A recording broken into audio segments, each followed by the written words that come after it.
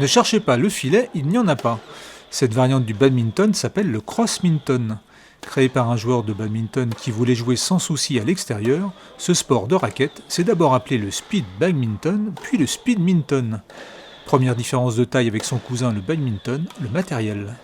Notre matériel se constitue donc d'un ce qu'on appelle un speeder, qui ressemble à ça, comparé à un volant de bad qui est beaucoup plus petit et beaucoup plus résistant, et d'une raquette qui ressemble à celle d'une raquette de squash, mais en plus petite. Alors ce volant est si petit pour gagner en vitesse et en résistance, parce qu'un volant de badminton serait épuisé tout de suite par la vitesse qu'on met dedans.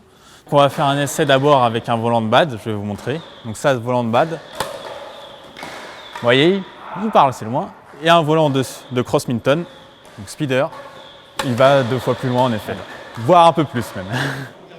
Les règles sont simples, les matchs se jouent en 3 sets gagnants, le set se jouant en 16 points. Chaque joueur joue sur un carré d'un peu plus de 5 mètres de côté. Comme pour le tennis ou le badminton, le volant doit rester dans la zone de jeu. S'il sort des limites du terrain ou touche le sol, le point est perdu. La vraie difficulté du jeu tient aux distances. Le terrain est très grand. Ce sont les mêmes distances qu'un terrain de tennis.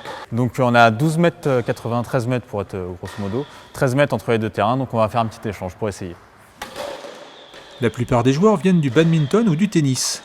Moins physique et moins tactique que ces deux sports, le cross-minton est avant tout un jeu pour se faire plaisir rapidement. C'est pas comme le tennis ou le badminton qui sont très techniques et on arrive à prendre plaisir, même si les niveaux sont différents, à faire des échanges un peu comme un sport de raquette à la plage. D'ailleurs, le badminton peut se jouer dans ce genre de conditions.